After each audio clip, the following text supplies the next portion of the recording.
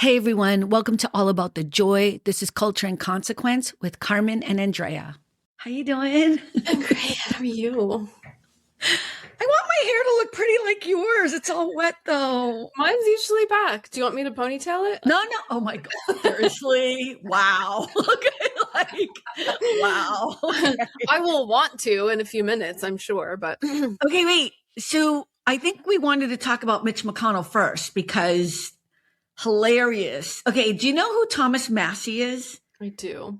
Right? So he's like he's the Republican congressman from Kentucky, from some district there or whatever. And he posted, I don't know if you saw that so many of the Republicans were saying they spoke to him 20 minutes ago, right? Yeah. This is the Republican congressman from Kentucky. Who are, I guess, bots now because they're just all posting the same thing. They're all posting the same thing, but it's hilarious. He wrote, I spoke to McConnell for about 20 minutes this morning. He said we should end the war with Iran, quit giving aid to Israel, stop spying on Americans without a warrant. And he's really sorry about how my primary turned out. I just thought that was hilarious. Yeah, but everybody is doing that. They've spoken to Mitch McConnell for 20 minutes because that's what the Republicans are trying to play off, that's what's happening. Right. Well, I think I can't remember if you mentioned it or I mentioned it, but like I wanted to talk about him because, you know, he has either already made his descent into hell or God willing will be doing so very, very soon. And we will be hearing from people on both sides of the aisle about what a great man he was and my good friend and da-da-da-da-da. And you really think so? I do. Are you kidding? Joe Biden will say, my good friend Mitch McConnell, you know, I'm so sad about blah, blah, blah. He just will. And maybe, I don't know, maybe even Barack Obama, because that's what he does, right? And so I think we need to take a little time to dispel the myth there was anything good about this person. I've taken the liberty of writing some things down. No. I'm saying nothing. Go ahead. Mitch McConnell, early in his career, led an effort to cut taxes on coal companies in Kentucky that would have helped coal miners with their health care and their pension and things like that. Okay, so this was relatively early in his career. Now, wait, he was against that? He was against helping coal miners? Yes, he cut taxes on the coal companies, right? The companies, right? Business owners. Those taxes were meant to be used on coal miner pensions and healthcare, the people who actually do the work in the mines. And they were not, right? Right. Now, interestingly, thank you, Wikipedia, I learned that early in his career, Mitch McConnell was known as a pragmatist and a moderate. He attended the March on Washington. Did you know that? He's been milking that ever since. So whatever. Right. I'm just saying. He was supposedly, for abortion rights and unions, supported them. Really? Yes, early in his career. Interestingly, something that we have talked about, the longer his career in politics went on and the higher up in power he got, the more conservative he got and the more power hungry he got. Can we guess why? What's that? Can we guess why? Why, Carmen? I'm going to say because you make more money when you are cozying up to ding, ding, ding, ding, ding, ding. Yeah, go ahead. Ding, ding, ding, ding. He also, of course, built his career fighting gun safety regulations. So if you or someone you know has been a victim of gun violence, if you have ever feared going to church or the movies or the grocery store or school or a concert or kind of anywhere in this country because of a mass shooter, which is increasingly common, you have Mitch McConnell to thank for that directly. By the way, it's so common that we don't even talk about it on the news anymore. And the only reason why we know is independent journalists. We're talking about on the 4th of July, how many people were killed and hurt in all these different states across the country. We're not even talking about it anymore. Gun violence in this country, people dying and getting hurt by guns. But okay, Right. go ahead. Sorry. Mass shootings, right? There's Mass gun violence shootings. all the time. Mass shootings, of course, Mhm. used to be, Big deal. breaking news, whatever. Um, and now we just don't even hear about it. No, we don't. It doesn't even make the news anymore. But go ahead. I didn't mean to interrupt you. Go ahead. I just have a few more things. I mean, I got a lot here, but this is just, my main talking points. Of course, as we know, he stole the Supreme Court seat from Barack Obama, right? Yes, he did. Now, let's just talk about that for a brief moment. Antonin Scalia died in February 2016. Mhm. And Barack Obama nominated Merrick Garland. famous centrist Merrick Garland, right? And in March, I believe it was. And Mitch McConnell said that he would not allow a vote on that. Considered it one of his proudest moments, by the way. Of course. Because it was an election year. It was 2016. That was the Hillary and Trump.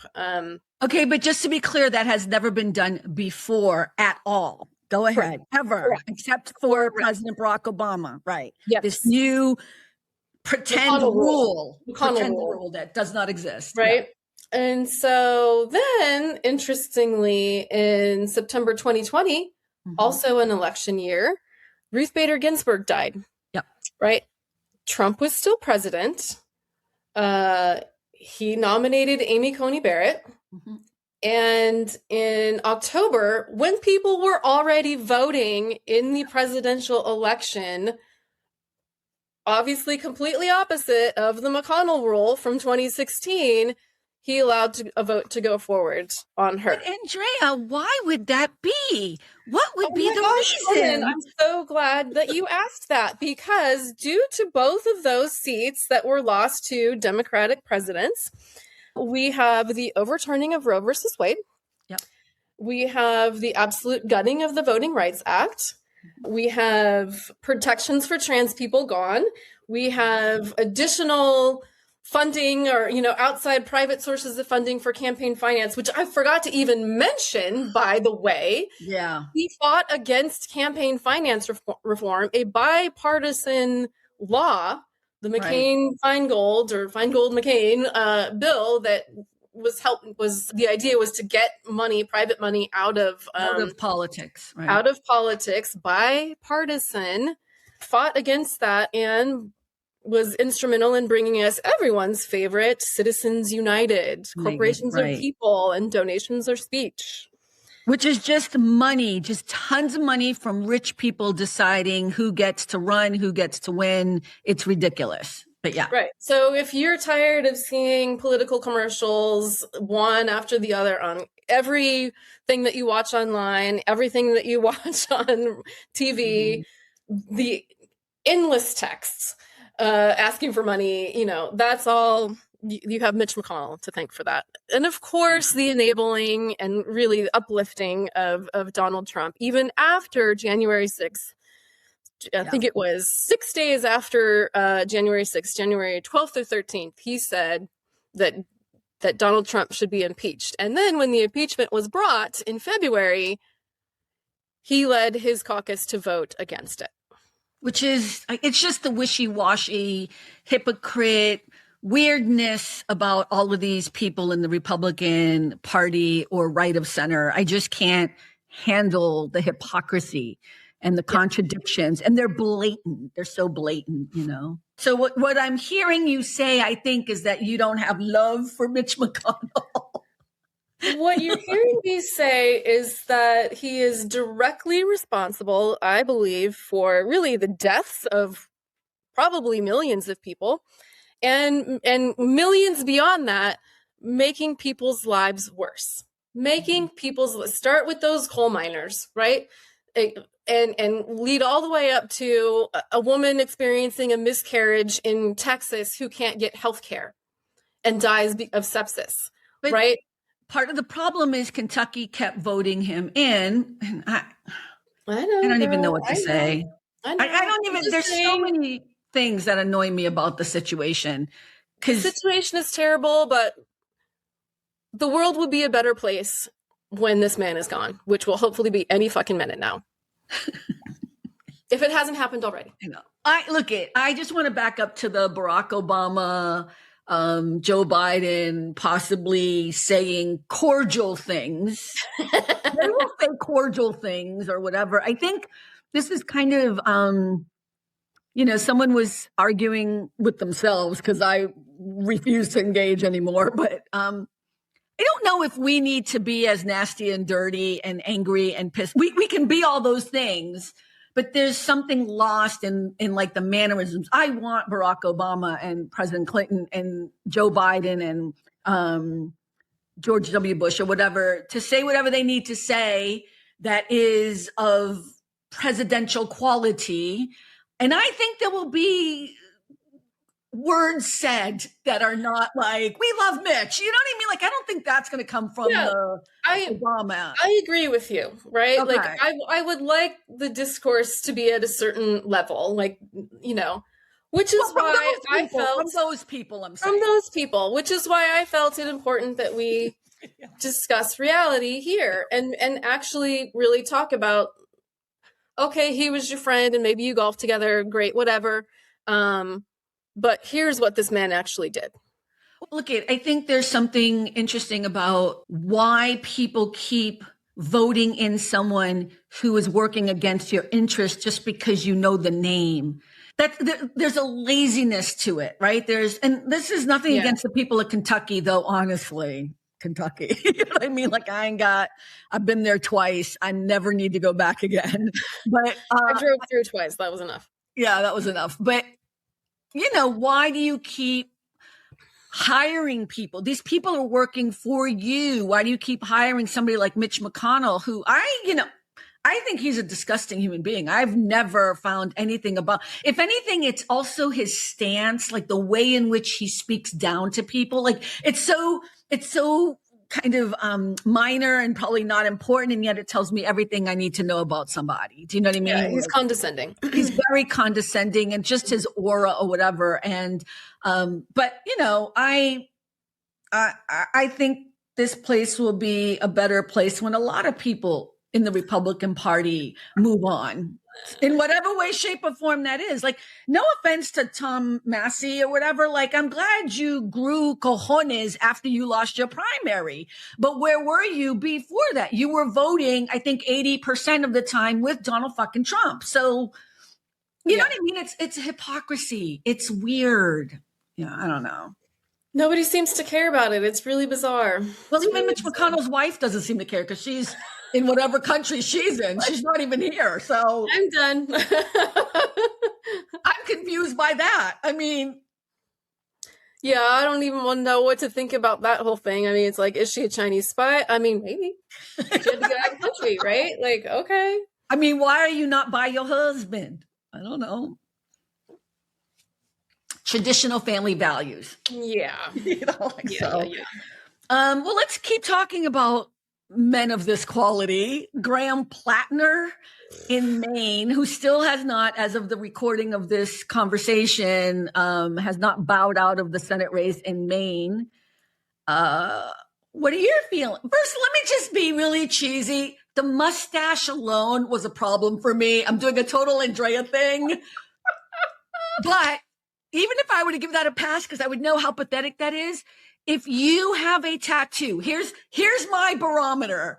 If you have a tattoo that is linked to racism, Nazism, anything to do with an ism that I am not comfortable with, you're not qualified to represent any motherfucking person in this country. That's just me. He had a Nazi tattoo. Why? And we knew this like almost a year ago. Like I was like, oh, okay, that's over. No, it's not. I didn't know. You know what? If it's true, and it's not, if it's true, he didn't know, that is also disqualifying. You're dumb as fuck. That is also disqualifying. Exactly. How would you put something on your body permanently and not know what it is? Like, right. Even if it is true, even if it was totally like, I had no idea, that leads me to that you're stupid. Right. It's a permanent scarring on your body. Yeah, no. I mean, look it. I think Susan Collins is another one. We could do a whole list with Mitch McConnell right there. Another one who I think the world would be a better place if she was not elected again. That's all I'm going to say. But I'm just saying it's because she's so wishy-washy. She's also like, I'm tired of people who do not have integrity. I'm tired of people who do not have any stance that actually matters to others. It's all about you and your money and your power, and just move the fuck on. You don't care about people. Move the fuck on.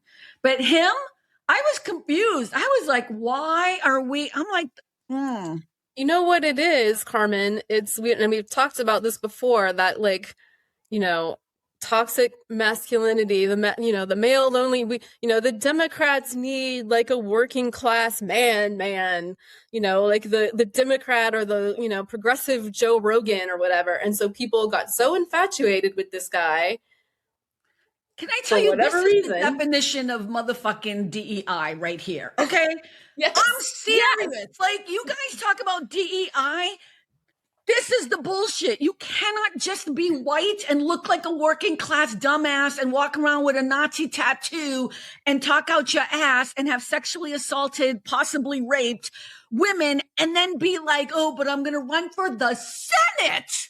It's not even like state whatever. Run for mayor or something. Like, not even, you know what I'm saying? Yeah. Well, the bar now after Mamdani, the bar for mayor is so high. Buttigieg, you need to be good at what you do. But I'm just saying, running for the Senate, the bar is just ridiculous. You people I do not know what the fuck is happening up there in Maine. They're too far north or something. It's too fucking cold. I don't know. But get your shit together. I'm sorry. Get your shit together. Yeah, and he needs to just get out. Just get out. He's going to get out. He has to get out. He should get out today. It should happen right now. But he has until Monday, and then I don't know. And I know, look, Democrats we really want the Senate, and this is a problem if we don't get this seat, right? We don't know if we're going to win the Senate, but if we win the Senate and we win the House, Trump is toast. It's going to be a really big problem for Trump. So I understand, but again, we cannot, there has to be a bar. There has to be a bar that we as human beings live up to. And seriously, the mustache would have been before I knew anything else. No, the mustache. I was not really checked in on it all. I was like, oh, Nazi tattoo. Okay, fuck it. I'm not even going to pay attention. Right. And then it kept going. And then there was I just know the outskirts of some shit happened with him cheating on his wife, and there were some text messages. I don't even know. And then I saw him on Chris Hayes. Mm-mm. And I was and I listened to him talk, and I'm like, no way. Right. We knew. Really? This is the guy? I just don't think he is. And he kept saying, there's nothing else. There's nothing else. Right. Right. And I saw that interview too, and Chris Hayes did a really good job about asking him, is anything else going to come out? My question is, do we not have more people in the United States who are actually qualified without all this crap behind them? Seriously.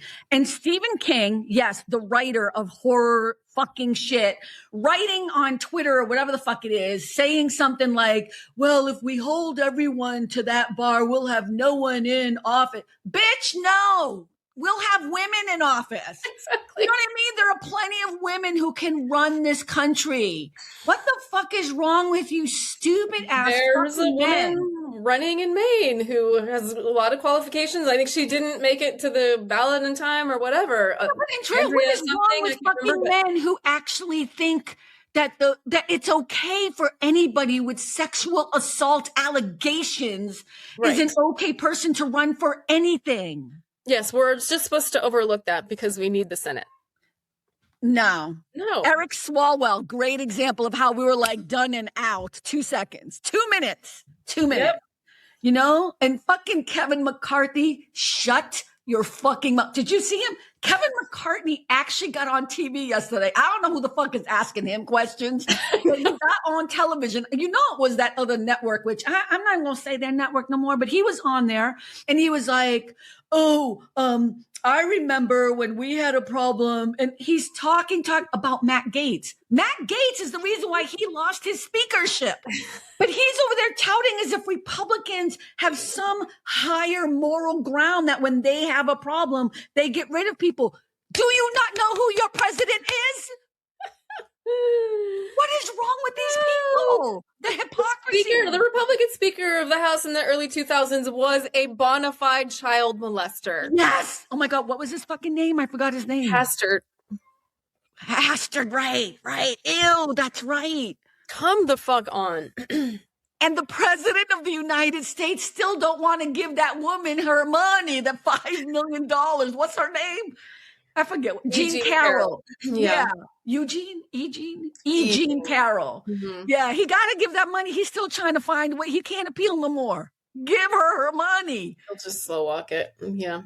You sexually assaulted her. But this is where we're at, that the mediocre men are fighting to stay in power where there are so many qualified women, other men, you know what I mean? There are just so many other qualified people that could run. I'm just tired of it. I'm tired of mediocre. And Stephen King, F you. I'm done. Totally. I was shooketh. I don't want to talk about it. I'm very disappointed. Although I'm not, because again, white men, I don't even know what to say. Yep. In Maine. What? All right. What a waste of the 250th birthday. I think we can just pass by that. I don't know. I don't know what that was about. That was a disaster. Like, it was like, I mean, it was kind of entertaining. It was, you know, it was entertaining that he was lying about the crowd size. Like, that was my favorite part. He was like, there's 145,000 people that came or something. I'm like, dude, I like watched the world's greatest hate watch. You know? What? Said it was the world's greatest hate watch. It's like, oh, let me see what's happening at the shit show now, you know? You know what? Let's just talk about him. Let's just get him over with because, he's calling. I forget what he said this morning. I was watching and I was just like, he's talking about the Republic Islamic of Japan. Like, what is he saying? It's so good. Yeah, he's so confused. He's calling Zelensky Putin. I can't say Putin's name. Mm-hmm. Whatever. He's confused. He's all over the place. The whole soccer thing. I'm sorry to say this. I'm glad they lost because anything else. They were never going to win. It doesn't matter. Like if they had won, it would have been problematic on so many levels. But even inserting himself in that. Yeah. What is wrong with this man? Yeah, we could do a whole show on that. And we could talk about it. We could talk about it forever and ever. Why do you think there are people, because there's still like 30% people that still believe in him? Come on, the 30%. That's their guy. That's their guy. I don't know. Like, I think I said this last time. Like, I can't spend time on those folks. They're lost to me. I know, but it is confusing to me because I'm trying to think about, like, if Barack Obama or Joe Biden or Bill Clinton, you and I used to love Bill Clinton a lot. I mean, we still do, but he old now. But we loved Bill Clinton, right? And then that whole thing happened with Monica Lewinsky, and we were just like, we still love you, but like you change when somebody does something. You move your barometer. And what I remember our conversation back then, we were more upset with how over the top it became. Like well, yeah, that was crazy. I mean, she wasn't a child. You know what I mean? It should have never happened. We're not saying it should have. Let's be very clear. It was wrong. It was wrong. It was so wrong. But then there was this weird, like, over the top. It reminds me of, this is so not the same thing, but it reminds me of the fucking tan suit. Like, remember Barack Obama's tan suit? It's like, yeah. Why is this so over the top? Like, it's almost like they got nothing. They got nothing. And that was like, it was like a perfect storm of all of the things that they love. It was like sexual and like, do you remember all of the details that they went into? Not the tan suit. Not the tan suit. Bill Clinton thing. Like the whole like dropping of the Star report so everyone could read like what happened was like porn. Yeah. And the cigar and the dress and yeah, it was all gross or whatever. Yeah. It was disgusting. But I'm just saying, I remember my reaction to Bill Clinton was I was just disappointed and disgusted and angry. And you know what I mean? Like you change your level based on the behavior. I wasn't like, he didn't do it. It was her. You know what I mean? I wasn't like, it's the right wing media or whatever. And remember Hillary Clinton came out and the said vast right wing conspiracy. And we were like, dude, what are you doing, dude? You know what I mean? Like we had our issues. You change when someone shows you who they are. You don't deny it and try to cover it up for them. You actually believe them, believe what's happening, and then you change how you feel about them. And the Trumper people are just, everything is a conspiracy. Everything is not his fault. Everything is somebody else. And it's a fascinating thing if it wasn't destroying our country so much. Yeah, it is fascinating. I mean, they're so bought in, you know, as I've said multiple times, like they're just people like this is their whole personality. This is their whole social life and social circle. Like this is who they are. Like this association with him is like their entire thing. They got the Trump shirts. They got the Trump bumper stickers. They're posting about Trump online. Like this is all they have. They have the Trump coins that they've lost all their money on. There was an article I read. He invested $40,000 of his savings into the Trump coins, and he lost all that money. Right? Of course you did. But I mean, like, of course you did, and of course they've made all this. Imagine giving this man money. No, your savings. $40,000 is a lot of money. That's a lot of money to have in savings. No, Andrea, that's what I'm saying. Like, I wouldn't give Barack Obama $40,000. I would give Barack Obama $10. You know what I mean? Like, I would give. He don't need no money now, but when he was running, I would have given him maybe $10. But I didn't. I didn't give money to Barack Obama or Hillary Clinton. Yep, same. You know, not for nothing, but like, I know they're going to be okay. There's other people giving the money, and I'm not like, I'm voting for you. That's going to be enough of my contribution. That's my give. That's my gift, because I don't have a lot of money. So if you have $40,000, I would have never given them that much money. Yeah. No. It's crazy. It is. I mean, truly, I think there's like a mental issue happening. I know, but I felt bad for those people because that was their savings. I do not feel bad for those people. You don't. I do. I feel bad because I feel like these people are so like psychologically hoodwinked and they can't seem to get out of it. And that man is just not whatever. But they still don't have anything negative. You know, it's Joe Biden's fault. Right. Right. It is Joe Biden's fault. It's all of it. Something to do with Hunter Biden's laptop. Yeah. I love Hunter That's Biden. why I lost my $40,000 that I bought crypto from fucking Donald Trump. I know. I love Hunter Biden. I didn't realize I would love Hunter Biden, but he's just hilarious. He's just so like, I assume, like, I know this is weird, but I assume like if his father could ever really say the truth of how he was feeling, I feel like Hunter is that person. Right. You know what I mean? He's channeling it. He's channeling it. I'm like, because Joe Biden is such a good man, you know, even if he's old, he's a good person, you know, unlike your favorite Mitch McConnell. But all right, let's talk about Disclosure Day, because I finally did go see it. And you had asked before, so I was curious what your thoughts are. What are your thoughts on it? Nope. You asked first, so I'm not going to say a word because I'm just curious. I can't even believe you saw it. So, well, I like anything like space and alien related, so that's kind of my thing. Except if it's E.T. But yes, yeah, that's accurate. By the same director, but go ahead. Yeah, so I hadn't been to the movies in a couple of years, like to the theater.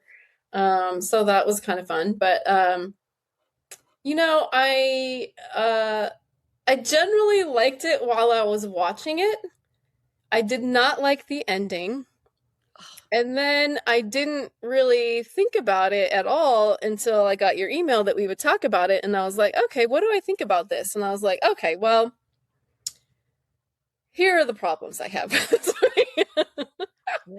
Like, I didn't care too much about most of the characters, and I felt like there just needed to be a little bit more like about them. And like, can I give away spoilers? Does it matter, or should I not? I don't know. What's the etiquette here? Look, I mean, if people haven't seen it by now, I don't know what to say. So Yeah, I just wanted more at the end. Like as my daughter said, it was called Disclosure Day, Mama. And I was like, well, yeah, but like, what happens after the disclosure? She's like, that's the sequel. Yeah, so. Well, I don't even know if it's a sequel, but I loved the ending. I thought the ending had to be exactly what it had to be because there actually is no, you know what I mean? I know, but like, I guess so. The whole thing with also, I thought the aliens were so fucking cheesy. It was almost unwatchable. I was like, this is so like 1950s aliens. Like, I just was like, it took me out of the movie.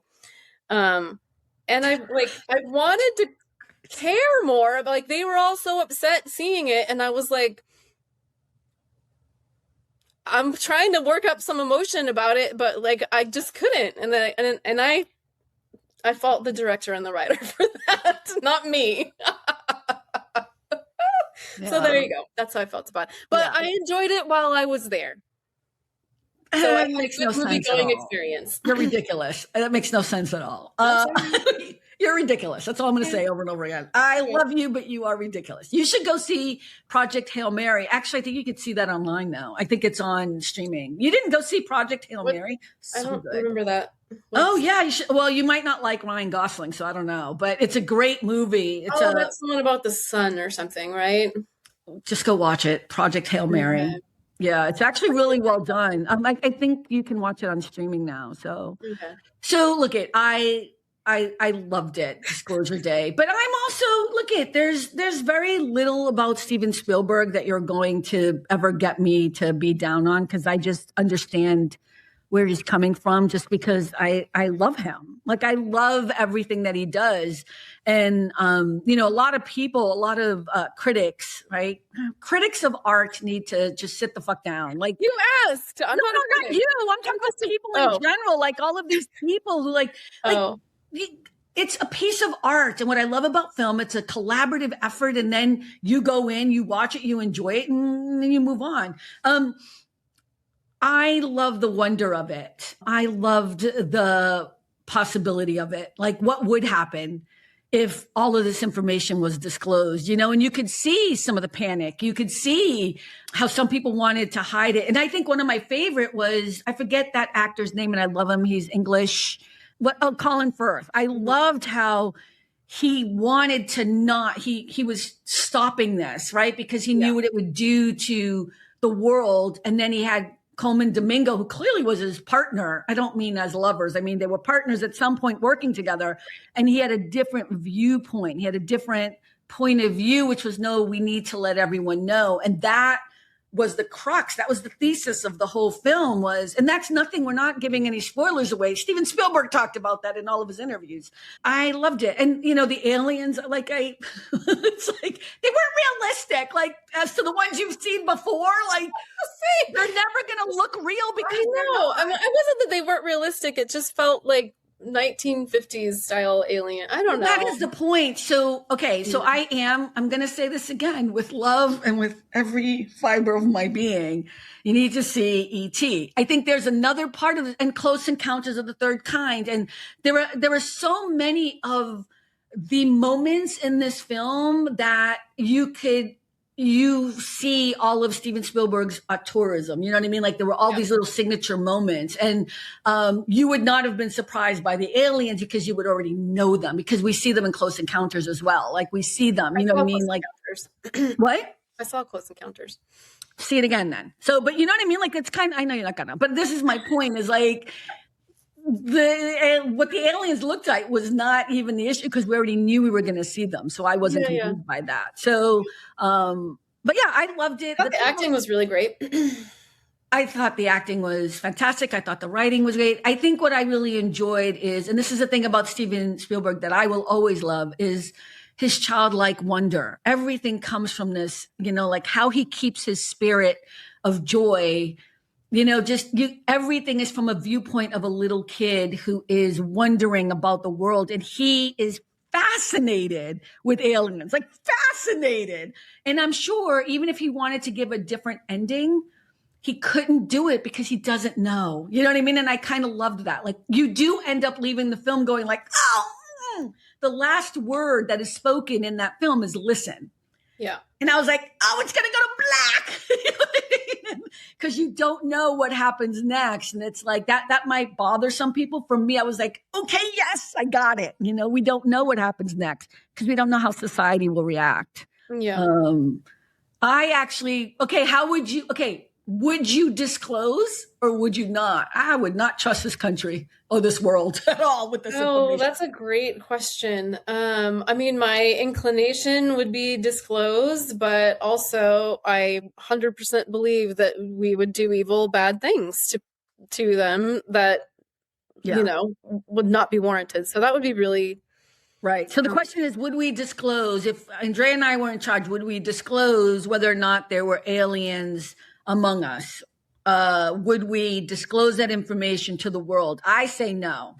This is what the movie's about, actually. I would say absolutely not, because I don't think as a collective, especially with the evidence I've seen, just even with this administration, but even around the world, that we would be able to do okay with this kind of information. Yeah, I mean, that is like the crux of the film. And like I can't remember the name of the character, but the one girl who used to be a nun was like, you can't tell people. And wasn't she great? That was a great. The fact that he used Catholicism in this was fantastic. I thought that was a great, interesting. But go ahead. I'm sorry. I did like that a lot, and it was like, I hadn't even thought about that. I had not even thought about that because I'm like, yes, of course, you need to tell people. Like, why are they keeping it secret? Like that's my natural inclination, but. But she said what? I mean, you can share. Well, she kind of made it like... She was a nun. She's a nun. She was a former nun. She had left the... Right. But I'm talking about the nun she talks to. That's the one who discloses. Yeah. Right. Yeah. Well, and she was saying, it's all... What was the phrase? Like, it's all God's creation and... Right. She was saying, how could... So this is the nun speaking, and I'm totally... She was saying, how could we ever believe that we would be the only ones in this magnificent world, magnificent universe or whatever. And I was like, that is not Catholic teachings. It was wisdom. It was such That's wisdom. Nothing for you. Yeah. But yeah, I mean, I guess I would lean at this point more likely to not disclose, but I would be very, very conflicted about it. Yeah. I mean, I think it would be a heavy burden. Yeah. I think that's what was happening, right? Especially with the two main characters who were realizing they had powers because they had been visited before, basically. And again, if you haven't seen the film by now, I don't know what to tell you, but even us sharing this isn't really telling you anything because it's I thought it was very intricate. The idea that they had been visited before and given these powers or powers had developed, you couldn't figure out how it happened. It wasn't like they were given to them. It's almost like because they interacted with them somehow, they had these powers. They weren't sure what they were. But they were different powers that they each had. They each had different powers and they came about at a certain time in their lives. One of them had them forever and he was a crazy mathematician or whatever. And then the other one just developed it accidentally. She started speaking different languages or whatever. And it was fascinating to see how they dealt with it. And then to realize that it was a gift that they were given and that so were the aliens bad or were they good? Like I was like, and that's where you end up. I'm like, I think they're good, but I have a good nature about this shit. Right. Right. But then the ending leaves you like, maybe they are going to dominate the whole world. Maybe they should. Maybe they should. Yeah.